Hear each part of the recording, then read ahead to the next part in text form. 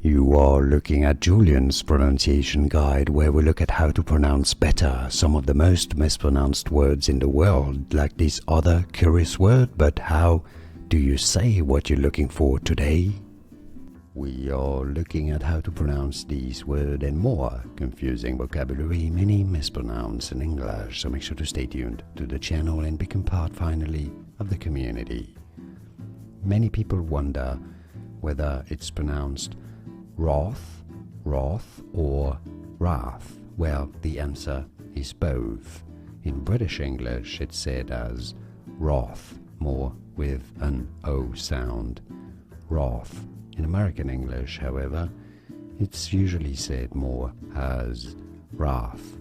And now you know. Like this video if you found it useful. I appreciate your support. It helps me immensely, and more videos for you here to learn more correct pronunciations.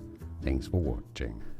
Here are more videos on how to pronounce more confusing words and names too many mispronounced. Like this video if you found it useful. I appreciate your support. I'll see you soon, and thanks for watching.